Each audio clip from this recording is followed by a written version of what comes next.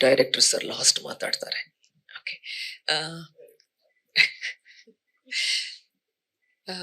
ಎಲ್ರಿಗೂ ನಮಸ್ಕಾರ. ವಿಜಯ ರಾಘವೇಂದ್ರನ್ ಒಂದ್ ಮಾತು ಹೇಳಿದ್ರು, ಪವನ್ ಒಡೆಯರ್ ಸರ್ ಒಂದ್ ಮಾತು ಹೇಳಿದ್ರು. ಇತ್ತೀಚೆಗೆ ಕನ್ನಡ ಸಿನಿಮಾಗಳನ್ನ ಬಿಟ್ಟು ಪರಭಾಷೆ ಸಿನಿಮಾಗಳ ವ್ಯಾಮೋಹ ಸಿಕ್ಕಾಪಟ್ಟೆ ಜಾಸ್ತಿ ಆಗ್ಬಿಟ್ಟಿದೆ. ಮೊದಲು ನಮ್ಮಲ್ಲಿ ಪರಭಾಷಾ ನಟಿಯರ ವ್ಯಾಮೋಹ ಇತ್ತು, ಈಗ ಪರಭಾಷಾ ಸಿನಿಮಾಗಳ ವ್ಯಾಮೋಹ ಆಗ್ಬಿಟ್ಟಿದೆ. ಸಾಧಾರಣ ಸಿನಿಮಾ ಕೂಡ ಅಲ್ಲಿ ಅಷ್ಟೊಂದು ಕ್ಲಿಕ್ ಆಗುತ್ತೆ, ಕನ್ನಡಕ್ಕೆ ಬಂದಾಗ ಇನ್ನೂ ಕ್ಲಿಕ್ ಆಗುತ್ತೆ. ಯಾಕೆ? ನನಗೆ ಯಾವಾಗ್ಲೂ ಒಂದು ಕೇಳ್ತಾ ಇದ್ದೆ. ಫಾರ್ ಎಕ್ಸಾಂಪಲ್ ಮಲಯಾಳಂ ಸಿನಿಮಾ ಅಂತ ಇಟ್ಕೊಂಬೇಡ. ಆ ಸಿನಿಮಾದ ಪ್ರೇಕ್ಷಕರು ಬೆಂಗಳೂರಲ್ಲಿ ಇರೋರು ಒಂದು 15,000 ಸ್ಟೂಡೆಂಟ್ಸ್ ಇದ್ದಾರೆ. ಪ್ರತಿ ಒಬ್ಬ ಸ್ಟೂಡೆಂಟ್ಸ್ ವಾಟ್ಸಪ್ ಮೂಲಕ ಜಿದ್ದು ಬಿದ್ದು ಆ ಸಿನಿಮಾನ ನೋಡ್ಲೇಬೇಕು, ಅದನ್ನ ಕರ್ನಾಟಕದಲ್ಲಿ ಗೆಲ್ಲಿಸ್ಲೇಬೇಕು ಅನ್ನೋದು ಹುಮ್ಮಸ್ಸಲ್ಲಿ ಹೋಗ್ತಾರೆ. That's the fact. ಯಾಕೆ ಅಂತ ಒಂದು ಪ್ರಶ್ನೆ ಮಾಡಿ ಹುಡುಕೋಕ್ ಹೋದಾಗ ನಮಗ್ ಗೊತ್ತಾಗಿದ್ದು, ಯಾಕೆ ನಮಗೆ ಆ ವ್ಯಾಮೋಹ ಇಲ್ಲ? ಬಹಳ ಬೇಜಾರಿನ ಸಂಗತಿ. ಇತ್ತೀಚೆಗೆ ಬಂದಿರೋ ಎಷ್ಟೋ ಸಿನಿಮಾಗಳನ್ನ ಥಿಯೇಟರ್ಗೆ ಬಂದು ನೋಡಿದವರು ಯಾರೂ ಇಲ್ಲ. ನಾನೇ ಆಕ್ಟ್ ಮಾಡೋ ಒಂದು ಸಿನಿಮಾ ಬ್ಯಾಂಕ್ ಆಫ್ ಭಾಗ್ಯಲಕ್ಷ್ಮಿ. ಪಾಪ ಅದು ಸಿನಿಮಾ ಚೆನ್ನಾಗಿದೆ, ಬಹಳ ವಿಭಿನ್ನವಾಗಿದೆ. ಅಮೆಝಾನ್ ಪ್ರೈಮ್ ಅಲ್ಲಿ 3rd ಪ್ಲೇಸ್ ಹೋಯ್ತು. 3rd ಪ್ಲೇಸ್ ಹೋಗ್ಬೇಕಾದ್ರೆ ಎಷ್ಟು ಜನ ಅದನ್ನ ನೋಡಿರ್ಬೇಕು, ಹುಚ್ಚೆದ್ದು ಹೋಯ್ತು. ಆದ್ರೆ ನಮ್ ಥಿಯೇಟರ್ಗೆ ಬರೋಕೆ ನಮ್ಗೆ ಪೇಶನ್ಸೇ ಇಲ್ಲ. ದಯವಿಟ್ಟು ಅದ್ ಏನಾಗುತ್ತೋ ಗೊತ್ತಿಲ್ಲ, ಇದು ಚೇಂಜ್ ಆಗತ್ತೆ, ಸ್ವಲ್ಪ ಟೈಮ್ ಬೇಕು.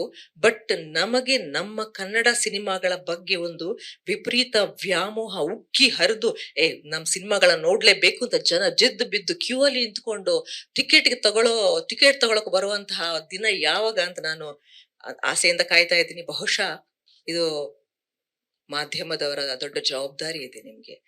ಸೋಷಿಯಲ್ ಮೀಡಿಯಾ ಇರ್ಬೋದು, ನಮ್ಮ ಪ್ರೆಸ್ ಇರ್ಬೋದು, ನಿಮ್ಗೆಲ್ರಿಗೊಂದು ದೊಡ್ಡ ಜವಾಬ್ದಾರಿ ಇದೆ. ಜನರನ್ನ ಹೇಗೆ ಥಿಯೇಟರ್ಗೆ ನಿಮ್ಮ ಮಾತಿನ ಮೂಲಕ, ನಿಮ್ಮ ಬರವಣಿಗೆಯ ಮೂಲಕ, ನಾನು ಇದೊಂದೇ ಸಿನಿಮಾ ಅಂತ ಹೇಳ್ತಿಲ್ಲ, ಸಾರಿ, ನೀವು ಹೇಳ್ಕೊಂಡು ಬರುವಂತವ್ರಾಗ್ಬೇಕು. ಆ ದಾರಿ ಮಾರ್ಗದರ್ಶನ ನಿಮ್ಮಿಂದ ಆಗ್ಬೇಕು, ಬೇರೆ ಯಾರು ಮಾಡಕ್ಕಾಗಲ್ಲ ಅದನ್ನ.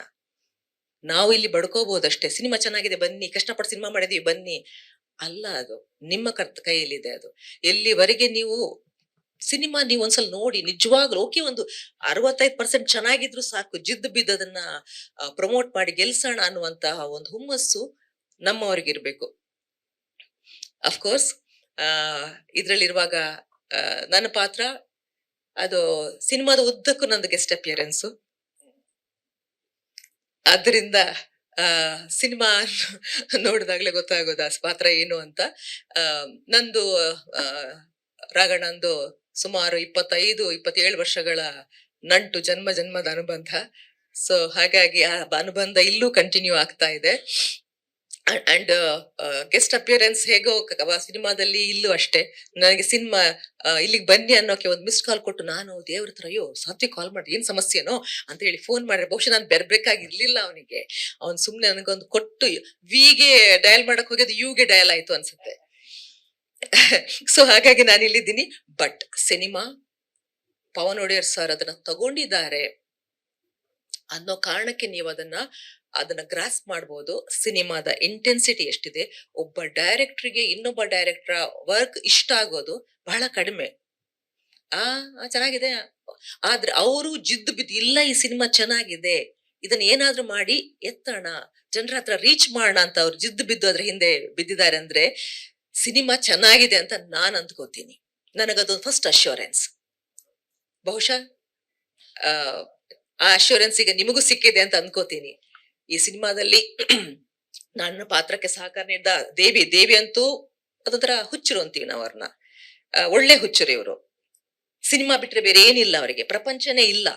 ನಾವು ಕಳ್ಕೊಂಡ್ವಿ, ನಾವಲ್ಲೇ ಪಡ್ಕೋತೀವಿ, ನಾವಿನ್ನೆಲ್ಲ ಹೋಗ್ಬಿಟ್ಟು ಪಡ್ಕೊಳ್ಳೋರಲ್ಲ. ಸೊ ಆ ತರದ ದ್ವಯರು ಇಲ್ಲಿ ಕೂತಿದ್ದಾರೆ ಅಕ್ಕಪಕ್ಕದಲ್ಲಿ. ಸೊ ಅವರಿಗೆ ಒಳ್ಳೇದಾಗ್ಲಿ, ಅವರಿಗೆ ಇನ್ನು ಮುಂದೆ ಒಂದಷ್ಟು ಸಿನಿಮಾಗಳನ್ನು ಮಾಡೋ, ಚಿಕ್ಕ ಮಟ್ಟದ ಸಿನಿಮಾಗಳನ್ನೇ ಮಾಡ್ಲಿ, ಅಂತ ಸಿನಿಮಾಗಳು ಬೇಕು ಕನ್ನಡದಲ್ಲಿ. ಸೊ ಅಂತಹ ಸಿನಿಮಾಗಳಾಗ್ಲಿ ಅಂತ ಹೇಳ್ತಾ, ಪವನ್ ಒಡೆಯರಿಗೆ ಮತ್ತೊಂದ್ಸಲ ಥ್ಯಾಂಕ್ಸ್ ಹೇಳ್ತಾ, ಇದಕ್ಕೆ ವರ್ಕ್ ಮಾಡಿರುವಂತ ಅವ್ರು ಎಲ್ರು ಹೇಳಿರೋ ಕ್ಯಾಮರಾಮನ್ ಅದ್ಭುತ, ಅವರ ಕೆಲಸ ನೋಡೋಕಾದ್ರೂ ನೀವುಗಳು ಬರ್ಲೇಬೇಕು. ಅಂಡ್ ಮ್ಯೂಸಿಕ್ ಡೈರೆಕ್ಟರ್ ನವನೀತ್ ತುಂಬಾ ಚೆನ್ನಾಗಿ ಮ್ಯೂಸಿಕ್ ಮಾಡಿದ್ದಾರೆ. ಆದ್ರಿಂದ ಕಿವಿಗೆ ಇಂಪಾಗಿದೆ. ಪ್ಲೀಸ್ ದಯವಿಟ್ಟು ಇದೆಲ್ಲವನ್ನು ಜನರಿಗೆ ತಲುಪಿಸೋದು ನಿಮ್ಮ ಜವಾಬ್ದಾರಿ.